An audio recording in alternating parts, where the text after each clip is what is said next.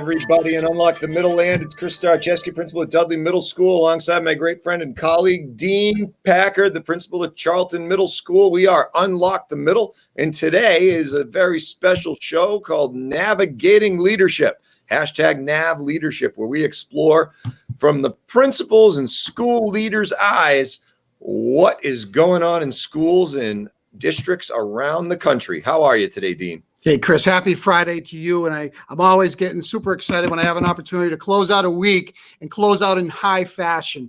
As you know, we just finished with term one in our building. And you know what? It gives us an opportunity to really reflect back and see the gains that we've made since we've opened up the school year, but more importantly, areas that we can improve upon to become even better going into term two. And I'll tell you tonight, or today, I should say, it's 3:00 on a Friday afternoon. We're going to be bringing in a couple of rock star principals from around the country, and we're going to be talking about, the anxiety that lays within the framework of what we're trying to complete every day. And for me, this is going to be a great conversation. Hey, high levels of stress are healthy and unhealthy. It's all about how you approach them and how you handle them. Certainly, this time is trying and challenging, as everybody knows. This stuff ain't easy, but having a good, reliable system that we can lean on and stand on top of and maybe even hide underneath, depending on the day, is super important. So let's go ahead and get our guests in here, Dean, and see what we can do today to let folks know a little bit about the managing of anxiety in our schools. Well, let's do that. Let's first bring in Stacy Monette from Paul R. Baird Middle School in Ludlow, Massachusetts. Stacy was a past middle marvel. She's been on our show before. Welcome back, Stacy. We're glad you're here today.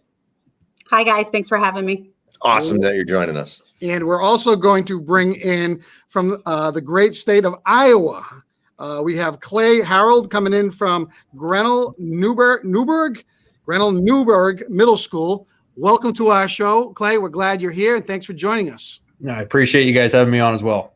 Well, I'll tell you what, Chris and I were going back and forth on what we were going to talk about, and we thought, as the quarter is ending and the school year has gotten underway, we all see anxiety from different lens points. But the one thing that stays constant is we have a focus on our staff, our students, and our parents. And by that being said, I want our conversation today to be rich with thoughts and ideas about what that looks like from all of our buildings.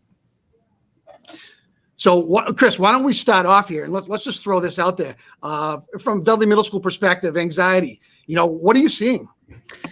Yeah, one of the big things that we're seeing is a serious uptick in the need for our student support team to really be involved with our kids. We're seeing a higher than usual level of hospitalizations or crises after hours on the weekends, coming into updates from families about crises that happen, clinical type crises with kids. It's not rampant, but it's an uptick, and it certainly is directly related to kids trying to uphold what the former academic expectations were, coupled with the social expectations in an environment that doesn't really allow a comfortable connection with either of those things any longer. We're seeing increased anxiety in our teachers, in our faculty, all of our staff members. The target is changing continually, on a pendulum, but the pendulum isn't swinging simply side to side. It's going all over the place. And what we're doing is, teachers are control freaks in a good way. But because of that need for control, we're seeing a really difficult adaptation and an adaptability to the situations that we're facing each and every day. So that's, for me, one of the highest temperature items to help manage and provide resources for. Stacy, I'm sure you're right in the same ballpark with us. Yeah, I'm just nodding my head. So, what we're seeing really more of, as you're talking, Chris, about the pendulum swinging, is, at the beginning when students were coming into the building, you saw them. What does this look like? What are we expecting here? And then once you got through that phase and we phased them in, and we did a fantastic job. I'm pleased with how our reentry plan went. Things kind of simmer down. And as we see the build in, around the country, and we see the numbers, and we watch the news, and we watch everything tally this week. I used the word yesterday as the kids are getting off the bus. Wow, these kids are really subdued today. Like, subdued means high anxiety. These kids are like, what is going on? How much longer are we going to be in the building? And then I'm seeing this mass exit right now of parents requesting students to go fully remote. Yep. And then that builds on anxiety for everybody. The teachers are concerned. They want them in the building. I feel for parents. I don't blame. And I keep saying, guys, I don't blame them. This is their decision. Students are torn. They're anxious. Can I come in? Am I staying home? What am I doing? How long are we going to be in here? It's anxiety at the middle school level. And pre-COVID is such a hot word anyway. And now I'm like, I feel like we just got them settled in and then boom. I mean, I think we all knew this surge was coming, but it's hit hard and fast. We're all from Massachusetts here. Let's take a step out to the middle of the country a little bit, Clay. And what's happening out there? I mean, I'm sure you're experiencing the exact same stuff. Oh yeah. I hear everything's being said so far, and it's us to a T. And just in Iowa here, we have at least 3 school districts right around us within the last week that have all gone 100% virtual. Wow. And as of Monday, we here in Grinnell will be doing the same thing. All of our students will be at home. And, we had high levels of stress coming into the school year with students and staff alike. We were seeing behavioral issues and just outbursts in students that really weren't even there before. And just the high emotional and traumatic events, being away from school as long as we were out in March 13th here in Iowa, and we never returned to school. So, I mean, it's been a very real struggle. Our staff has been tasked with trying to do the in-person schooling and trying to navigate an online world that they've never done before. Yeah. And the need for more time it's been very challenging for them. Yeah, challenging is an understatement, and I absolutely agree with you. And, if we peel back this a little bit and get into the weeds and we talk specifically about our staff and what are we doing to keep our staff, keep their head above water. We can all say that we greet and we're there and we're there for them to listen and they can talk to us. But what other things are you doing to make sure your staff feels that they're comfortable? Clay, why don't you start off with that? Sure. So we've kind of dug a little bit into recently just appreciation language and what that looks like for certain staff members. Some staff members, we've gotten some feedback from them that, words of affirmation really matter to them. And then we've heard from other teachers that, just an act of service, like, hey, if somebody could cover a recess duty for me, if someone could pick up my MTSS period just once in a great while, just that little extra something to try to free up some more time for people, that has spoken volumes. And everybody receives and appreciates different things. So just trying to meet teachers where they are and help get understanding from them. Like, this works for me. This makes me feel good. Allowing, one teacher came to me the other day and said, well, since you've allowed us to leave after the buses leave on Fridays, like, that has meant the world to me. And even though I pretty much go home and just work for the next couple hours anyway, like, just having the flexibility to choose, that you appreciate my time enough to allow me to be a professional and then still have that work-life balance. And that just, everybody has their own different needs, but, really finding out and digging into what they need makes a big difference. Stacy? So I think that the biggest thing here is, and you guys have heard me say this before, is just full transparency. I have said numerous times, even months before this all happened, is everybody has my cell number. And I've navigated a lot of phone calls over the weekend. The letter goes out from the superintendent. We have a positive case in the district. Everybody's anxiety. And I say, just call me. Just call me. I will talk you off the ledge. Just call me. We started out this year with our motto being all hands on deck.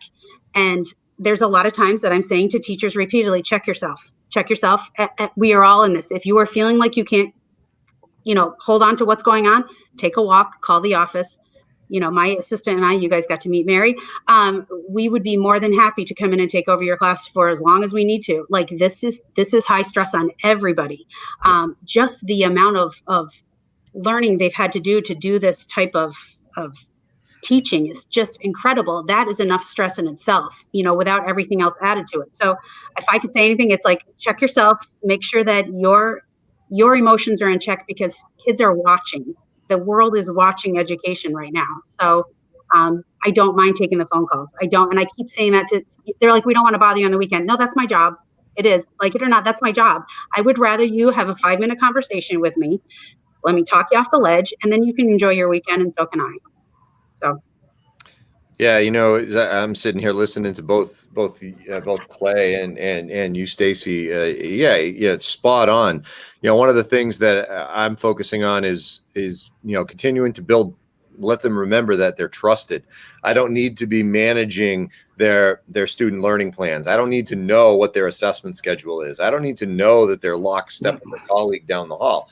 Let them teach as best that they can in the environment that they're in. Now, some folks are really struggling with that because they feel that the trust and the free reign means that we're disconnected and that there's a lack of care and there's a lack of focus. But welcome to the world of trying to balance it as a principal, right? Like Clay mentioned, everybody's got a certain preference. We can give positive praise in a morning message. Some folks will take that as positive praise. Others will take that as being a little bit snarky and flippant, and it is what it is. We can't make everybody happy all the time, but what we can do is let everybody know that Stacy, you nailed it. We are there for them all the time.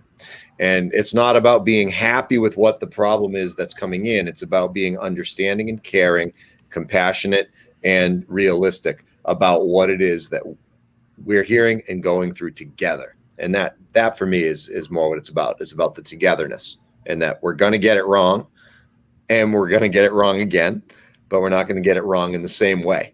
It'll be okay in the end. We'll be better for this. And I kept saying to my staff throughout all of this is the only way we're getting through this is together. Yeah.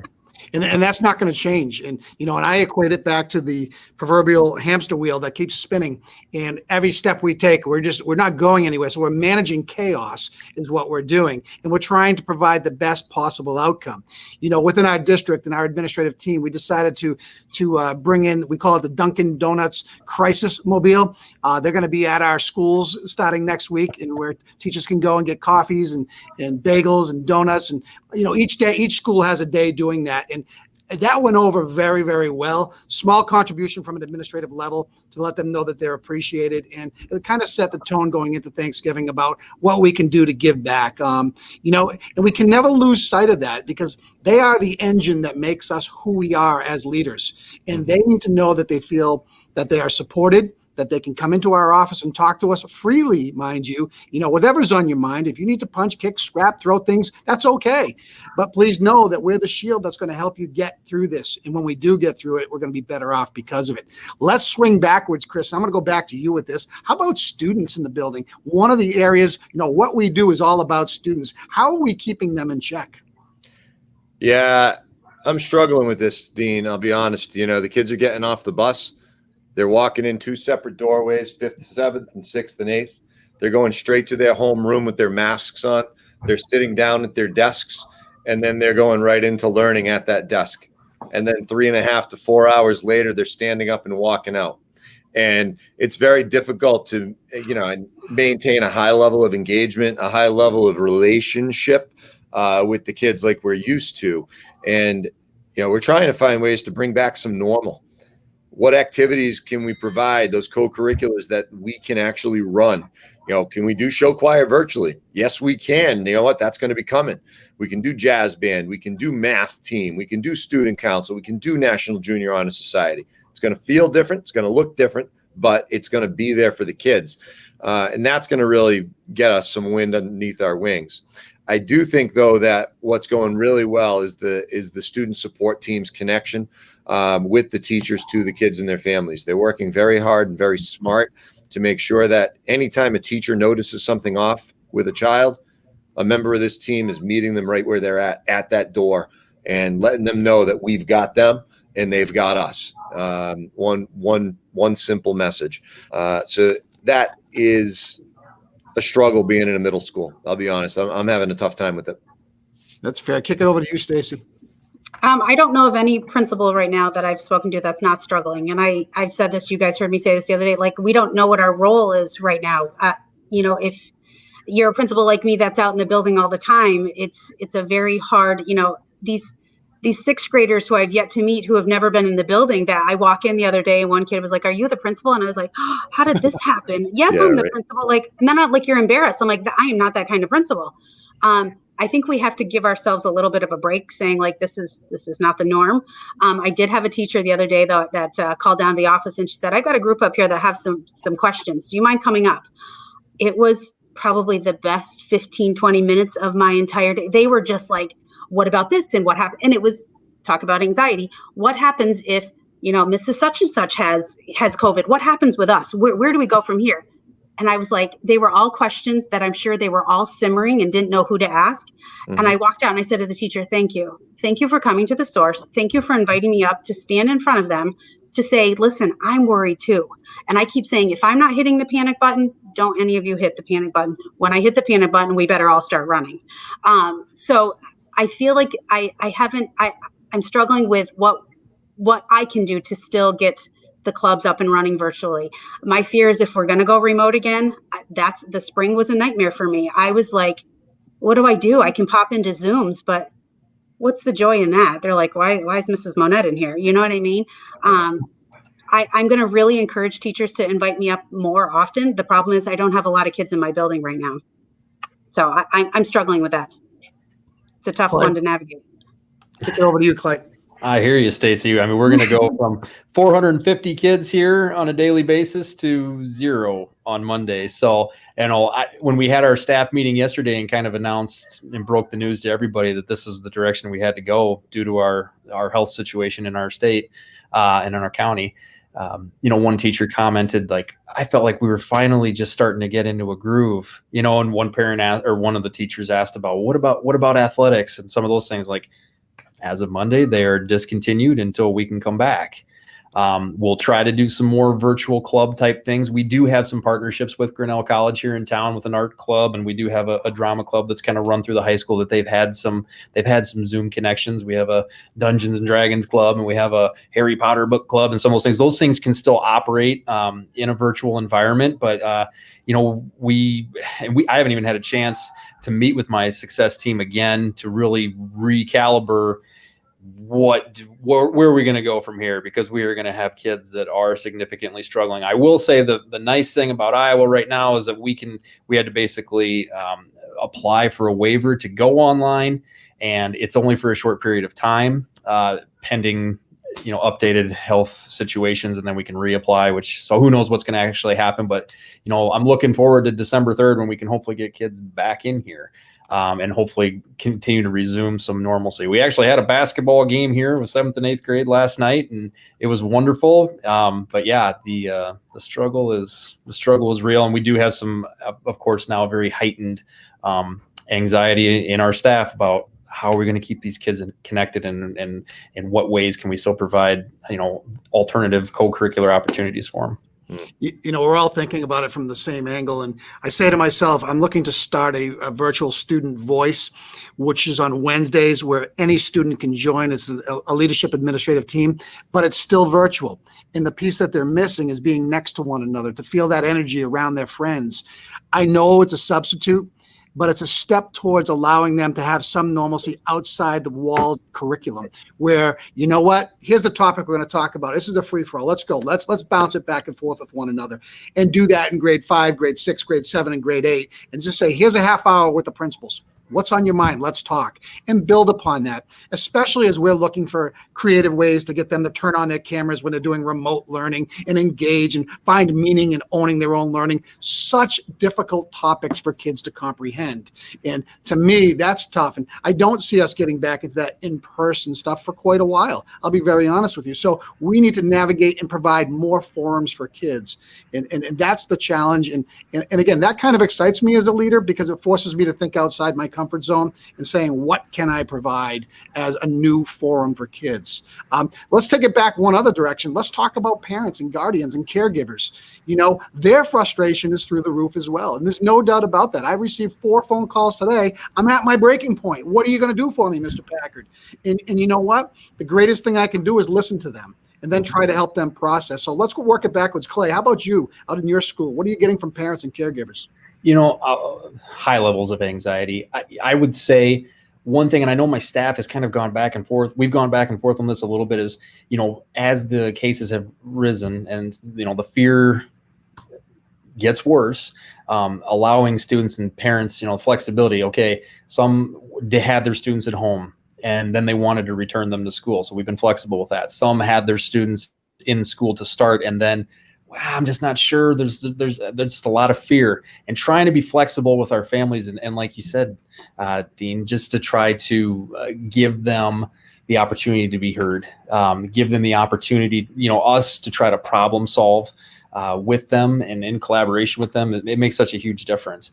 And I feel like we were finally, like my teacher referenced yesterday, we were finally kind of getting into a little bit of a groove. I will say today, since late yesterday afternoon, evening, when we announced we were going to have to make this decision, I've had an outpouring of just positivity from families. It's just been incredible. They're so appreciative of us making the effort and going as long as we could. And they look forward to the day when we can resume in-person school. So, but just being a team and working together to try to find, and sometimes it is case by case. It really is. It's hard to have just blanket statements for scenarios that we've never encountered before or haven't been encountered for in this country in over 100 years. So, just trying to continue to problem solve and brainstorm. It makes all the difference to us. Stacy? So Clay and you have had a good run. I know people didn't hear this beforehand, but 90% in your building up until this point is a good run. Like, kudos to you, because my numbers are not 90%. I wish they were, but I get it. I get parents' anxiety. The one thing I wanted to mention that I think, middle school, I don't know if you guys do the teaming concept, but which is why I love middle school. It's, we work in teams. We've had a few students who not doing so well. Of course, they want to be, we call it cohort C, they want to be fully remote. And it's conversations with me, with whoever's at home saying, really think they need to be in the building. And, mom saying he's got asthma. I'm feeling real anxious about this. And we've actually, you guys heard me say there's no rules in COVID. We've actually set up solo spaces within our building for these students. I'm like, what about if I put them in a conference room all by themselves? They work, that's their own workspace. They don't have to interact with anybody else. And they're like, you would do that? Absolutely. I want your kid in the building. I want the grades to go up. Last week, I had 2 boys come in and I was so excited to make a big deal, give them a little extra attention. I was like, here's your space. Here you are. That's one thing that I think parents are like, you can do that. Yeah. And it's remarkable to me to think that parents don't think we can do that. I'm like, absolutely. That's easy. Bring them in. We got free lunch. We've got free breakfast. We can feed them. We can give them their own space, unique case by case. But I would do that for all of these students if I could, just to get them in my building. I just 90%. I wish I could have 90% back in my building. I miss my students in the building. I do. So kudos to you. You had a good run. I keep saying this. I'm here picking up my daughter, and I said, you had a good run. She's a freshman in college. It's a good run. Yeah. But time's up. Yep. Yeah, to extend a little, not really much further, because both Clay and Stacy really, captured it. We're a public school, but we are a customer service center. Moms and dads are entrusting us with their most valuable commodity, and that's their children. And this is scary stuff. I've got 3 kids in the district. I've got a junior, a 7th grader here in my building, and I've got a 4th grader in the elementary school ready to come to me next year. So I get it from the parent perspective. I can look at it from different angles, though. So I can understand the parent perspective, but I also understand the school perspective very well. Parents are coming to us with questions out of fear and out of concern. And depending on the situation, I'm going to talk to them parent to parent. Sometimes I'll talk to them principal to parent or educator to parent. Sometimes I'll just talk to them as Coach Chris, from the sidelines, because I've coached all their kids because I'm from town. But we'll always work to find a resolution that is in the best interest of the child and most likely in the best interest of the family. And if we have to get creative, like Stacy just shared, we'll try and get creative. If we have to go ahead and think outside the box and come up with something that will satisfy the big concern, we'll go ahead and do that as best we can. And if we can't, we'll be honest with them. We'll say, what, we understand, and we can't go in that direction because. And we'll give them the legit reason for the because. But it's that source to source direct communication about the concern that's most important. And that's something that I would think, and Dean and I are in the same district, albeit separate towns. We both approach this in a very similar way. Let's go ahead and solve the problem to help the child or to help mom or dad. and of course our educators. Sometimes trying to clarify and the reasonable expectations of the time is very hard, because I think every family sees that differently. And, and some of the things that I've had to do to talk people back off the ledge and just say, hey, listen, this is a blip in history. We will be back eventually. Things will get back to normal. But for right now, we're going to be remembered as educators on how we were able to be amenable, to be able to adjust, and to be able to help kids access curriculum from the entry point that they're at. And that is the biggest part of this, because it is different for everybody. You want to talk about differentiation. Now is the time where it's probably at its highest level and ever I can imagine in my 29 years in education and 19 being an administrator. So, let's pivot back for one more thing here. Let's just talk about our support staff for a second. Let's talk about our nurses, school psychologists, adjustment counselors, assistant principals. What are we doing to ensure that they are in a good place in our building? With secretaries, I want to put them in there too, because they are the front line of who the people see when they come to that door every day. What are you doing in your buildings to making sure that everyone is polished and primed and ready to go each day? Chris, let's throw it back that way. Yeah. So our student support team, which does include, our office support staff, is continuously meeting. I mean, the way our building is structured, we're all together in a massive office suite. So we see one another every day. But our administrative secretaries in the front office know that they're our front line. They know they're the first person that is seen or heard by an outside guest, be it on the phone or face to face or over the camera when they approach the door. They know the importance of their role because we remind them of it continuously. Our student support team meets on a weekly basis, but they're tasked with a high level of responsibility. We expect the members of the student support team to operate autonomously, but within a structure that's got tight communication amongst all team members. So if counselor A is working with a student, counselor B and C need to understand a little bit about what's going on there in case counselor A is not able to meet the needs of that child at a point in time. Our school nurse is of the same ilk. Everything that she does is in her house. She keeps her house in order. She lets assistant principal, Mr. Tucker, and myself know what it is that we need to know in the event that, we get a call or blindsided. But the importance of the messaging is really key. We're a team, we're in it together, and it's important for the left hand to know what the right hand is doing. Stacy? So I'm going to follow up on that because I think, through all this from the very beginning, and I just want to say, if anybody's noticed the irony of this, so this happened on Friday, March 13th, and it's Friday the 13th right now. It is. Actually, I am a superstitious person, but just wanted to throw that out there. I've seen the anxiety rise in my front office. I've seen the anxiety in my secretary. And admittedly, I've had to kind of check myself more than once and go back and go, I'm really sorry. You have to she's there by herself right now. And, there's the plexiglass. There's no warm, fuzzy feeling. Nobody went into this for plexiglass and don't come in my office. You're not allowed. We have the door locked. It's terrible. It's not warm and cozy. It's awful. The one I'm worried about the most right now is my school nurse, because she is, I'm in there every day. The stress that I think I had in the spring, I'm recognizing now in her, because the brunt is on her. She's tracking who's out, who's on quarantine, who's testing positive, who's doing this, what kid's out. She's got it.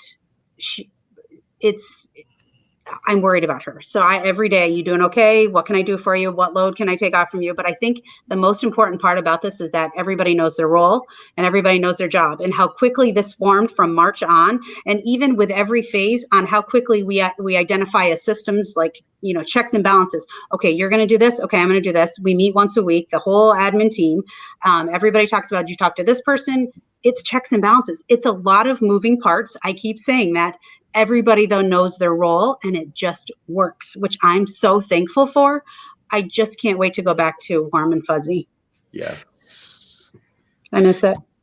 Clay? Chris and Stacy, you two both really nailed a lot of this already. I think this has been maybe one of the most challenging areas. I can say, as overwhelmed and stressed out as I know our teachers and our para educators are, we're still very mindful and are able to give them their contractual rights, their duty-free lunches, their prep periods, that kind of thing. Whereas some of our support staff it's hard to make sure that they get those opportunities during the day. I mean, I've like my admin assistants out here, we have 2 of them. I've had to kind of kick them out of the office sometimes. Like, have you taken your lunch yet? Have you gotten your break? Like, it's almost 1:45, 2 o'clock in the afternoon. I haven't seen you out of here. Like, and I've been in and out, but, oh yeah, get out. Get out. You need to make sure you're taking care of yourself. Take that you time. Like, you need to recharge your battery, even if it's only for 15, 20 minutes, whatever it may be. One of the most fortunate things our school district did this summer, and I'm so thankful that we did this, is we hired basically a nurse assistant for this COVID time. And we hit a home run with that hire. So we have been more than fortunate, because I know our nurse is amazing, and she never misses, and she refuses to back down and take that time. But we're just very fortunate there. But we're always making sure that left hand knows what the right's doing. I think you said that, Chris. Like, that's so important. Like, we just have to make sure that we're mindful of each other. And I do think we communicate well and we collaborate with each other, and we just make sure to look out for each other, have each other's backs when that time comes. And sometimes you have to be willing to say, and I've had to do that to a couple. You need a break. You need to tap out. Like, go. Get out of here. Like, you've reached your limit, whether it be interacting with a student or whether there's just whatever the need or whatever the circumstances that has arisen that is just driving that stress. You got to recharge, take some time, get out of here. And it's worked for us thus far, but we'll see how it changes, as we move to a different learning environment here on Monday. Well, it's interesting you say that, and I see it from my lens, and I'm looking at that fairway shrinks drastically with our student support team. And again, the focus remains solely on the need of students and the need of families. But don't get anybody wrong. Teachers are working. They're not leaving at 2:30. Teachers are working until 9, 10, 11 o'clock at night. That hasn't changed. Absolutely. That takes a toll on everybody. It takes a toll on the entire system. The bad thing is, I think the persona that's in the public, they don't see it that way, because it's not a tangible thing they can put their hands on. Yeah. And a lot of times I find myself backpedaling and trying to understand that frustration from a parent or whatnot, and help them understand that teachers do care. They care greatly about kids. We wouldn't be in this business if we didn't. It's very difficult to make things perfect all the time. You're not going to do it in this non-perfect world. So our focus really has to be really streamlined in, and I think a student support team does that. Nurses, psychologists, adjustment counselors, we're all on the same page. And my AP, my right-hand guy, Peter Olson, I mean, he's there all the time, and he's got the pulse of the school going on right underneath his thumb. So, these are all important parts, and they don't get the true credit that they deserve for keeping the ship running, especially during times like these. So, yeah, this is so interesting, and where does it go? And you hope that 2 or 3 months down the road there's a vaccine, and that we are moving back into that next phase of bringing kids back into school. But in our state, we got a governor that is stating that, let's get kids back in. We understand that they're not carriers, and at the same time, hospitals are filling up with COVID cases. You've got a double-ended shift here, and where this is going to end up, we all kind of know. And do a lot of praying to make sure that we follow all the things that we can control. I was watching a recap of a video a while ago as I was, thinking about stress and anxiety and mindset, right? So I came across a behavioral psychologist. Her name was Kelly McGonigal. I think she's out of Stanford. And I think I saw her originally in a TED Talk back in, I don't know when. It was 2013 or something like that.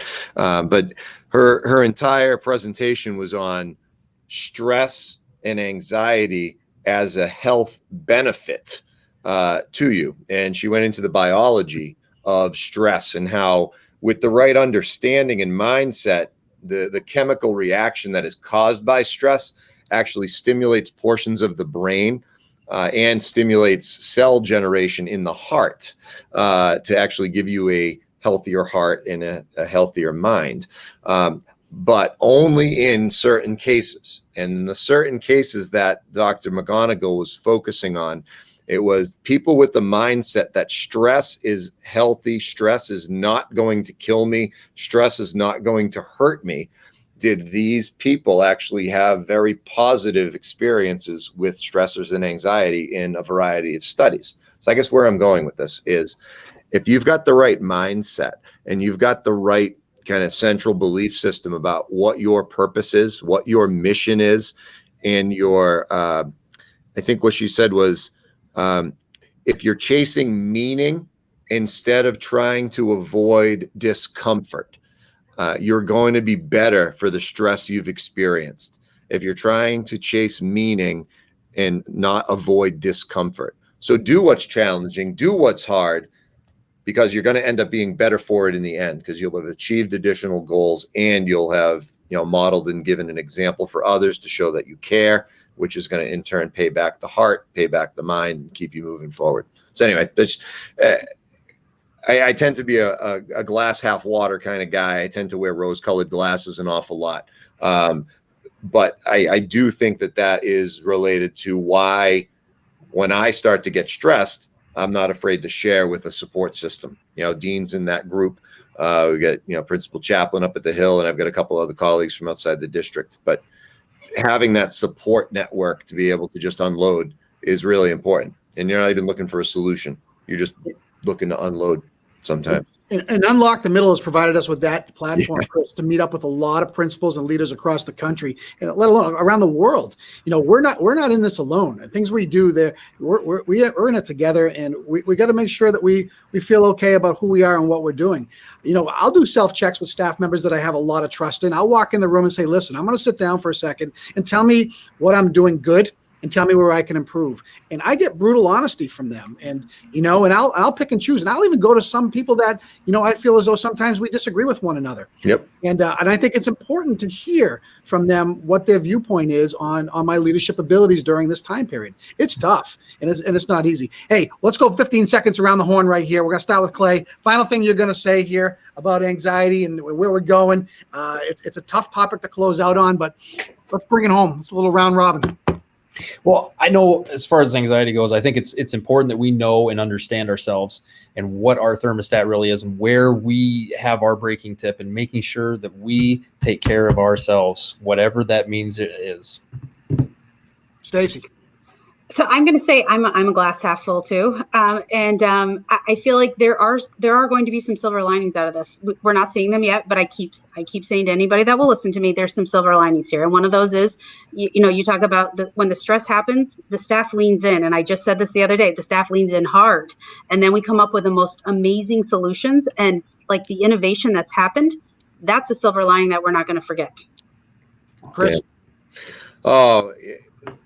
I don't know what I can really add at this point. I do think that the biggest piece to acknowledge is that, everybody has, again, like Clay mentioned, a different breaking point, a different level of stress tolerance.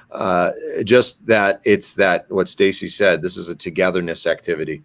The less isolation we have, the better we're going to be. And we've got to be willing to put ourselves out there and just be reliant on others at a time, that we're in. I'm extremely proud of the staff that I have in my building. 100 people come together each and every day to put the kids' best interests first. And if we can maintain that, and I can support that, and I can continue to foster their abilities to believe in themselves, meaning the teachers and the educators, we're going to be okay, and we're going to be better than okay. We're going to be above average, and we're going to continue to seek ways to make kids get through this pandemic. So, hey, listen, Chris, going to kick it back to you to close it out. You are my staple here. Take it home. Well, thanks, Dean. But more importantly, thanks to Stacy and Clay. You guys were awesome today. Clay Harrold, the principal at Grinnell-Newburg Middle School in Grinnell, Iowa. We haven't had an Iowan on our show yet. And we've got a repeat performer, Stacy Monette, principal at Paul R. Baird Middle School in Ludlow, Mass. Thanks so much for being here, the both of you, to talk about managing anxiety in schools. Dean and I, formed this platform to be able to share with colleagues and expand our PLN and build a resource library and strong connections. So thank you both for being a part of that connectedness that we have. Everybody out there in Unlock the Middle Land, be sure to watch some promo information coming at you for Sunday night show, 7 p.m. before the Pats kick off against the Ravens. Let's see how that result is going to be out there on Sunday night. But I'm pretty fired up for our show. I'm fired up for the game. I'm fired up for the weekend. It's Friday afternoon. Be well, be safe, be supportive of one another, and work hard to be better out there, everybody.